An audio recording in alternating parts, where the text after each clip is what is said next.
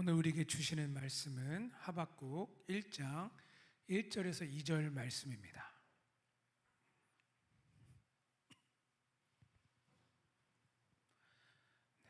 우리 하박국 구약성경 1장 1절에서 이제 우리 합독해서 읽도록 하겠습니다. 1절 2절 우리 같이 합독해서 읽도록 하겠습니다. 읽겠습니다. 선지자 하박국이 묵시로 받은 경고라. 여호와여, 내가 부르짖어도 주께서 듣지 아니하시니 어느 때이리까. 내가 강포로 말미암아 외쳐도 주께서 구원하지 아니하시나이다. 아멘. 네, 오늘 이렇게 수요예배에 나오신 여러분들 가운데 하나님의 은혜와 사랑이 정말 충만하시길 간절히 소원합니다. 이제 코로나가 사라지는 것처럼 보이더니 또 다시 이렇게 막 확산되고 있는 것 같더라고요. 그래도 우리의 신앙은 코로나와 상관없이 계속 지켜지시길 간절히 소원합니다.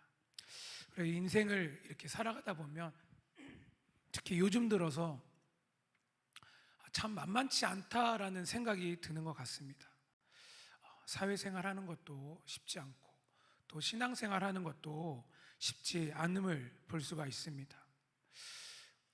그렇다고 해서 신앙생활 열심히 하지도 못하고 또 사회생활에서도 정말 열심히 살아가는 것 같지 않은 그런 애매한 그런 상황에 우리가 있지 않나 생각해 봅니다. 둘 다 어느 정도는 그냥 하고는 있지만 현실적으로 따져보면 그냥 사회에서도 최선을 다하지 못하고 그냥 어느 정도 하고 있고 또 신앙생활에서도 그냥 예배만 잘 나오면 되는, 예배라도 요즘은 예배라도 잘 나오면 좀 더 남들보다 나은 것처럼 보이고 또 여러 가지 봉사들을 하면 예배 잘 안 나와도 어느 정도 신앙생활 내가 잘 하고 있다라는 착각에 빠져 살 때도 있는 것 같습니다. 저도 마찬가지입니다. 제가 목사이지만 어떤 신앙생활하는 데 있어서 내가 말씀 보고 묵상하고 그렇게 살아가는 것이 내가 하나님을 정말 만나고 하나님 안에서 은혜를 누리고 그럴 때보다 어쩔 때는 그냥 목사여서 하고 있는, 시간 돼서 나와 있고 시간 돼서 정말 말씀 읽고 기도하고 있는 그런 모습이 있을 때가 있는 것 같아요. 어떻게 보면 그런 모습을 통해서 나 스스로를 속이고 있지는 않나 생각이 듭니다. 여러분들도 마찬가지일 것입니다. 그렇게 살아가고 있으면서도 착각에 빠지죠. 우리는 내가 남들보다 좀 더 그래도 낫게 살아가고 있다, 신앙생활 잘한다 라고 생각을 하고 있습니다. 그냥 적당히 살아가는 것이 어떻게 보면 요즘 들어 그렇게 잘 살고 있는 것처럼 보일 때가 많이 있기 때문입니다. 그러나 자세히 성경을 비춰서 우리의 삶을 돌이켜보면 하나님 앞에서 우리가 열정적이지 않음을 볼 수가 있습니다. 오늘 이 하박국서의 말씀이 그런 우리들에게 주시는 말씀인 것 같습니다. 우리가 예배를 드리다 보면 이 은혜를 받을 때가 많이 있지 않습니까? 하나님의 말씀이 정말 내 심령을 팍 찔러서 역시 하나님의 말씀, 내가 이 말씀대로 살아야겠구나 라는 그런 반응이 원래는 나와야 되거든요. 그런데 좀 신앙이 약해지거나 또 저희는 청년부를 맡고 있어서 청년들의 얘기를 들어보면 농담 삼아서 하는 얘기가 뭐냐면 오늘 목사님 괜히 나왔어요. 말씀에 팍팍 찔리네요. 그런 말을 할 때가 많이 있습니다.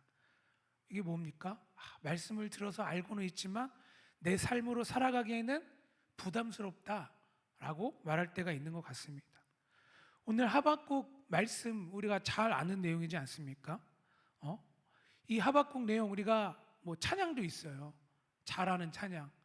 무화과나무 잎이 마르고 포도 열매가 없으며 라는 찬양 많이 들었지 않습니까? 가사가 끝에가 어떻게 끝나냐면 난 여호와로 즐거워하리, 나는 구원의 하나님을 위해 기뻐하리라 라고 우리가 찬양을 많이 들었잖아요.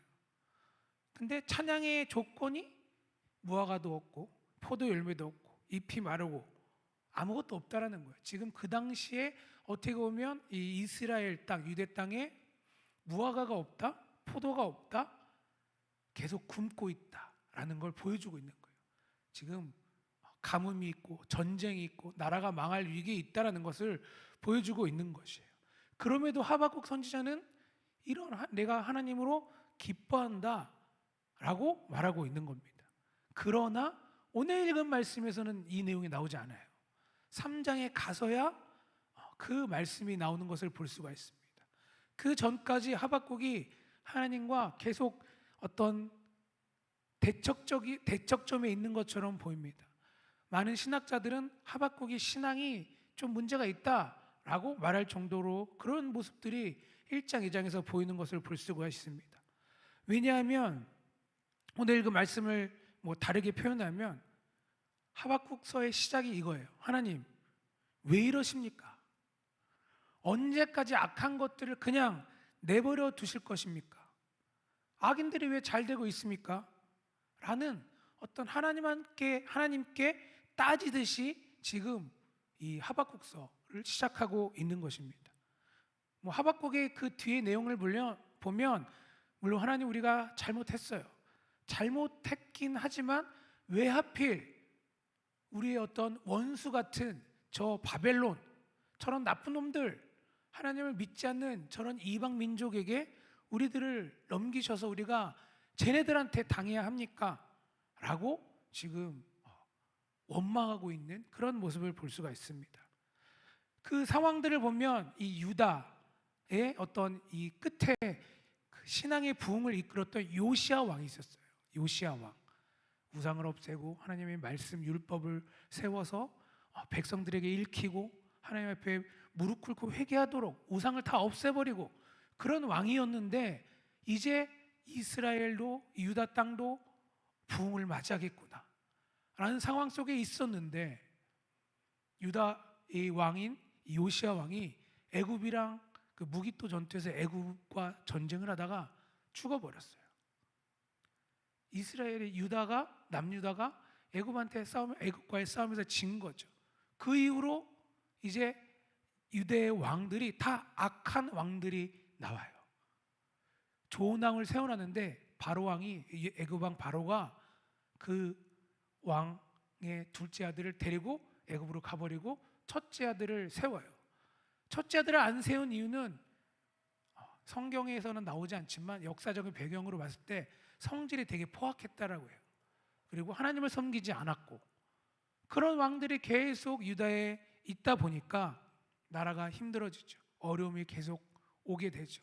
가뭄이 계속 오게 되고 그렇기 때문에 이스라엘 백성들이 더욱 죄악된 삶을 살아가고 있었던 거예요. 하다못해 이제 요시야 왕을 믿고 따라서 잘 살 줄 알았는데 더 안 좋은 상황이 벌어지니까 우리 하나님 잘못 믿었다. 그 당시 배교가 일어나기 시작했습니다. 다시 우상을 섬기고 하나님을 섬기지 않는 그런 모습을 보게 됩니다. 더욱 죄 가운데 들어가는 모습. 그래서 하나님께서 너네가 그렇게 해서 이제 망할 거야. 바벨론에 망할 거야. 라고 지금 누구한테 얘기했냐? 하박국한테 얘기한 거죠. 하박국이 그래서 백성들한테 선포하기도 전에 이제 어떻게 보면 억울한 마음, 화나는 마음이 있는 거죠. 이것은 하박국의 마음뿐만 아니라 이스라엘 백성들의 전체를 대표하고 있는 말이에요. 그래서 말하는 거죠. 하나님, 하필 왜 바벨론입니까? 그래서 오늘 2절에 읽은 말씀처럼 어느 때까지니까 라고 말하는 게 그 의미예요. 정말 인간적인 표현으로 짜증이 그냥 팍 들어있는 그런 모습이죠. 왜 더 그랬냐 하면 지금 이 하박국과 동시대 사역을 했던 선지자가 있어요. 에레미야예요. 에레미야 33장 3절에 보면 백성들에게 하나님 이 말씀을 줍니다. 너는 내게 부르짖으라 내가 내게 응답하겠고 내가 알지 못하는 크고 은밀한 일을 내게 보이리라 라고 말씀합니다. 부르짖어라 내가 다 들어줄게. 지금 그렇게 얘기를 했는데 하박국이 계속 부르짖고 기도하고 이 상황을 해결해 주십시오라고 얘기를 했음에도 불구하고 어떻습니까? 반응이 전혀 없다라고 느껴지는 거예요. 지금 상황이 아까도 얘기한 것처럼 바벨론이 일어나서 아수르와 애굽을 몰아내고 이제 유다까지 멸망하기 직전, 나라가 패망의 길을 걸어가고 있는 그 시대를 이야기하고 있습니다. 그런 시대이니까 하박국 선지자가 하나님 앞에 무릎을 꿇고 정말 기도했는데, 울부짖어 기도했는데 어떻다고요? 구원하지 않았어요. 그래서 원망하고 있는 겁니다. 하박국의 상황을 어떤 그런 그 느낌을 비유적으로 보면, 우리 아들이 말을 안 들어요. 그럼 제가 혼내는 건 제가 입장에서 괜찮잖아요. 근데 우리 아들이 막 떠들고 장난치고 그러는데 다른 옆집 아저씨가 와서 야 조용히 해, 너 왜 이놈 왜 그래, 누구 닮았어, 그러면 기분이 나쁘겠죠. 근데 하다못해 그렇게 얘기하는 사람이 나랑 친한 사람도 아니야, 나랑 원수 같은 사람이 와서 야 너 왜 이래 하면서 막 때리고 혼낸다. 그럼 어떻게 하겠습니까? 네가 뭔데, 그러면서 제가 막 멱살잡이를 하겠죠. 지금 그런 상황이라는 거예요. 그렇다고 또 이어지는 그런 하나님의 모습은, 제가 우리 아들을 좀 더 잘 키우려고 어떤 깡패 같은 사람한테 우리 아들을 보내서 우리 아들 좀 두들겨 패서라도 버릇을 고쳐주십시오 라고 해서 두들겨 맞고 왔는데, 거봐 너 내 말 안 들어서 그렇게 혼난 거야 라고 말하는 상황 같은 그 분위기가 지금 유다에 있는 하박국이 느끼고 있는 상황이에요. 똑같아요. 말 안 들었어요. 그래서 혼날 거 알고 있었어요. 야 정신 차려, 하나님 계속 말씀해 주셨어. 근데 정신을 못 차렸어요. 그런데 하박국이 보기에는 원수 같은 저 바벨론을 통해서 지금 자기네들이 혼나고 있는 거예요. 알아요. 그 왜 그러냐 이거예요. 그게 마음에 안 들었던 거예요. 왜 하필 유다 백성들, 하나님이 택한 백성 아닙니까? 선민 아닙니까? 아브라함으로부터 끄집어내서 지금까지 이렇게 세운 나라를 왜 하필 저 이방인들에게 넘겨서 멸망하게 하십니까? 라고 지금 원망하고 있는 거예요. 하박국 지금 선지서를 얘기하고 있는 거거든요. 선지서의 시작이 어떻습니까? 원망과 불평으로 시작하고 있는 거예요. 보통 이 다른 선지서들을 보면 하나님의 말씀이 선지자에게 임했다라고 말하고 또 그 말씀을 선포하는 게 보통 선지서의 시작인데, 지금 하박국은 시작이 왜 이러세요 하나님, 어쩌라고요? 라고 지금 대들고 있는 이 선지서의 모습을 볼 수가 있는 것입니다. 하박국의 입장은 어떻게 보면 이해가 가죠.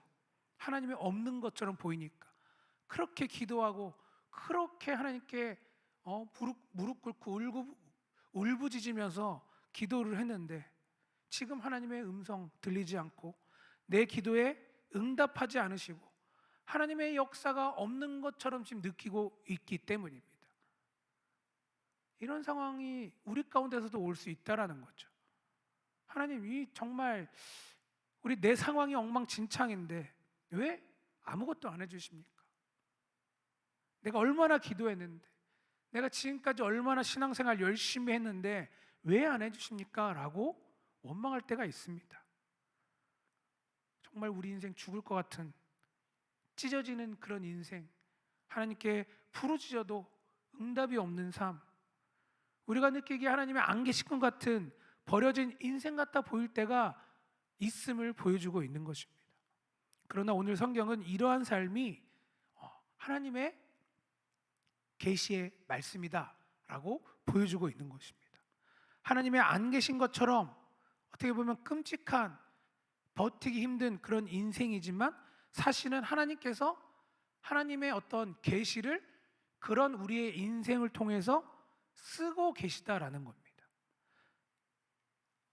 우리 한 사람 한 사람 하나님께서 어떤 특별한 방법으로 다 다르게 우리 인생을 통해 계시를 이 세상 가운데 쓰고 있다라는 거예요.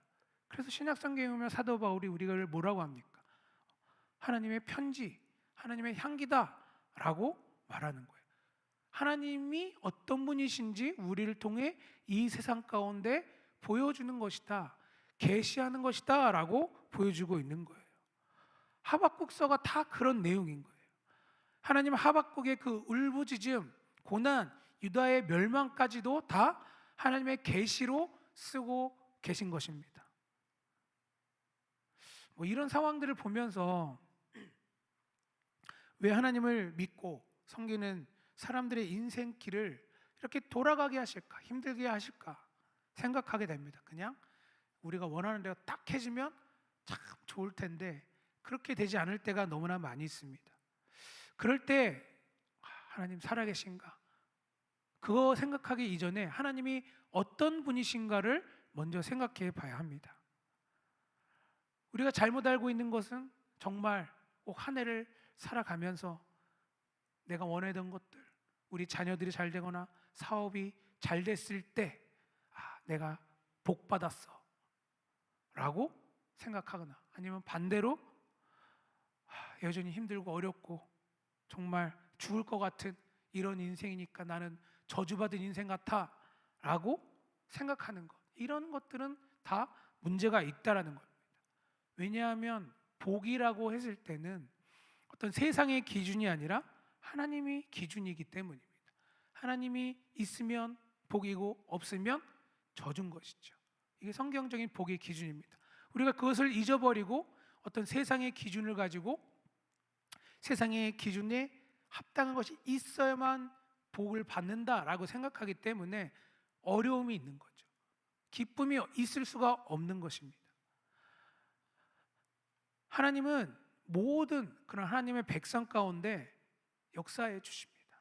그래서 아까도 얘기한 것처럼 그리스도의 향기로, 편지로 이 세상에 지금 아직 완성되지 않았지만 쓰고 있다라는 거예요. 우리의 삶이 지금 편지로 쓰여지고 있다라는 것을 분명하게 말합니다.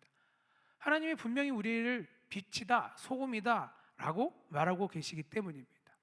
그래서 우리가 세상에 나가서 그리스도의 향기와 편지를 전하고 하나님의 살아계심과 성경 말씀이 진리임을 우리 입으로 또는 우리의 삶으로 이 세상 가운데 나타나야 한다라고 지금 하박국서의 말씀이 우리에게 전해지고 있는 것입니다. 그것이 세상을 향한 하나님의 경고이자 묵시다라고 말하고 있는 것입니다. 누가요? 바로 우리가 그런 역할을 지금 하고 있다라는 거예요. 하고 있다라는 거예요. 우리가 하나님의 계시라는 거죠. 그러면 우리가 어떻게 살아야 될까? 상당히 조심스러운 거죠.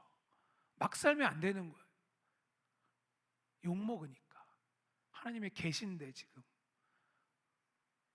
살아계신 하나님의 말씀이 우리를 통해 지금 쓰여지고 있는데 우리가 온전히 살아갈 수밖에 없는 거죠. 그것을 잊어버리면 문제가 생김을 볼 수가 있습니다. 비록 내가 어렵게 살아갈 수도 있습니다. 힘들 수도 있습니다. 그러나 그 고난이, 고통이 나를 죽이지 못해요. 그럼에도 불구하고 내가 하나님을 붙잡고 하나님을 따라가서 하나님이 살아계시며 내가 곧 하나님의 계심을 드러내는 그런 삶을 살아가도록 하나님께서 우리의 삶을 이끌어 주신다라고 보여주고 있는 것입니다. 그러나 세상에서는 반응이 그렇게 좋지 않겠죠. 그런데 뭐하러 교회 다녀요? 이렇게 오랫동안 다녔는데 뭐 낮은 게 있습니까? 똑같은데, 똑같이 어려운데, 힘든데 못하러 다녀요 라고 말합니다. 그러나 세상의 시선은 그렇게 보일지 모르지만 어떻게 보면 상황이 그들과 비슷하게 보일지 모릅니다. 그러나 우리 속에 사람이 분명하게 바뀌고 있다라는 겁니다. 좀 더 하나님 안에서 살려고 우리가 노력하게 되는 그런 모습으로 변해가고 있다라는 거예요. 하나님이 그렇게 만들어 가고 계신다라고 말하는 것입니다. 물론 내가 저의 삶을 돌아보면 문제가 많죠. 안 변하는 것 같아요. 왜냐하면 우리의 어떤 신앙의 기준은 오랫동안 신앙생활을 했기 때문에 이만큼 있죠. 이만큼 배운 게 이만큼이에요. 그런데 우리의 삶은 이만큼이 안 돼요. 조금만 안 되면 성숙한 그리스도인이라고 칭하겠죠. 근데 우리는 정말 기대치에 아주 멀리 떨어져 있어요. 그렇기 때문에 우리는 스스로가 문제가 있구나로 느껴질 수밖에 없죠. 그러나 중요한 것은 우리의 인생을 하나님이 계시로 쓰시려고 이끌어 가시기 때문에 계속 올라가고 있는 거예요. 떨어지지 않습니다. 내가 느끼기엔 떨어지는 것처럼 보이지만 계속 하나님이 끌어가고 있는 거예요. 왜 그럴까요? 하나님이 우리를 쓰시겠다라고 약속하셨기 때문입니다.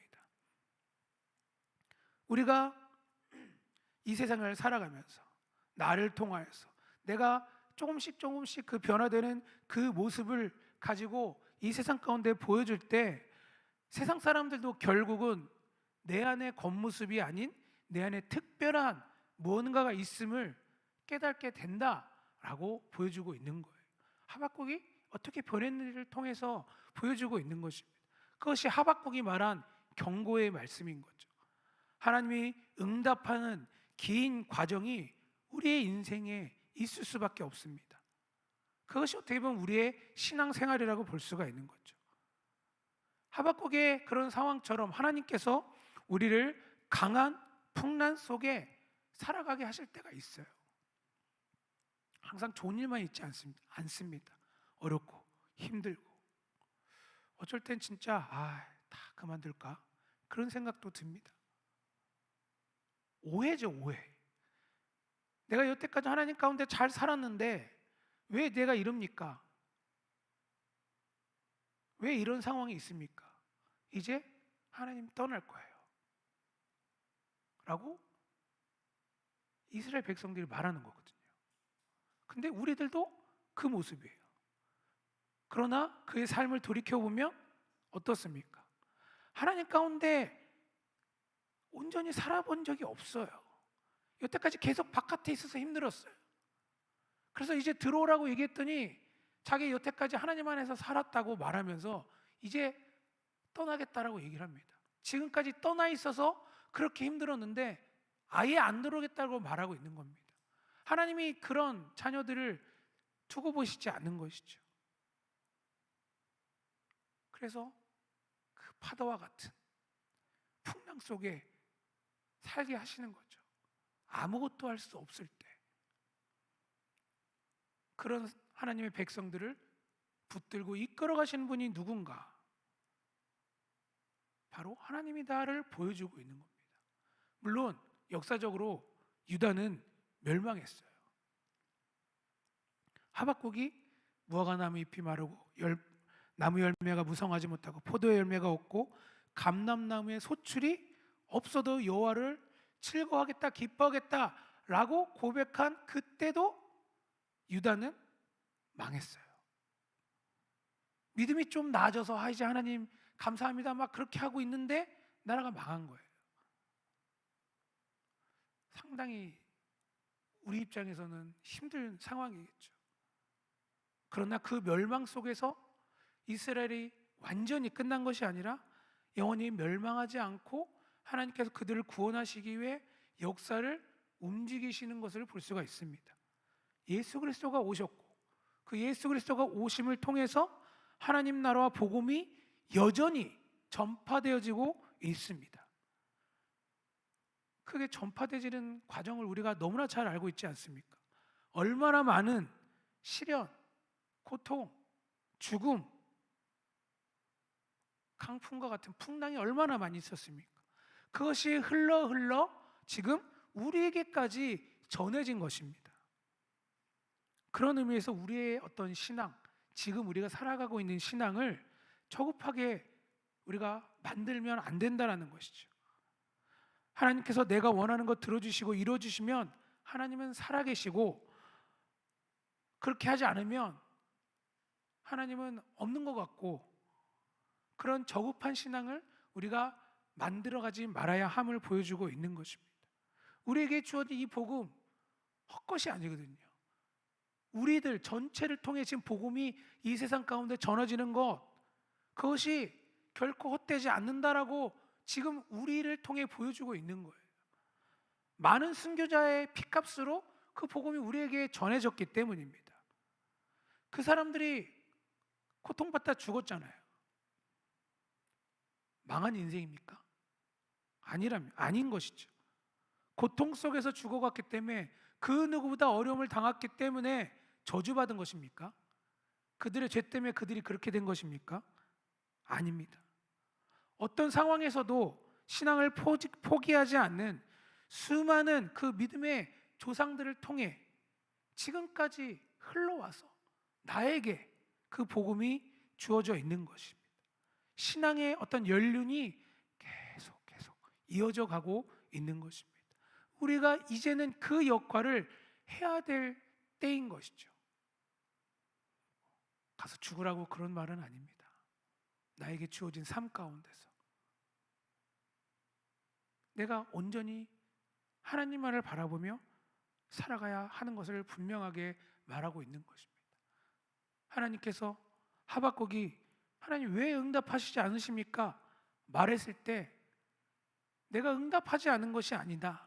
너의 삶, 너의 인생, 너의 그 부르짖음이 바로 나의 응답이다.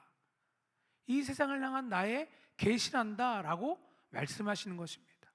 나라가 멸망하는 가운데서도 여전히 하나님을 붙잡고 믿음으로 산다는 너의 고백이 바로 나의 계시의 방법이다라고 오늘 말씀이 보여주고 있는 것입니다. 세상 사람들이 하나님이 어디 있냐라고 말할 때 하나님은 나와 함께 계십니다. 나를 보세요. 내가 지금 엉망진창이지만 저 무너지지 않습니다. 라고 고백하도록 하나님께서 우리를 이끌어 가신다는 것입니다. 우리의 인생 속에 강력하게 역사해 주신다는 것입니다. 우리가 비록 꺾이고 부러진 나무와 같을지라도 지금의 세월을 이겨낸 아름다움이 우리에게 있다는 것입니다. 하나님께서 이 땅의 수많은 그리스도인에게 원하는 인생이 바로 그런 것입니다.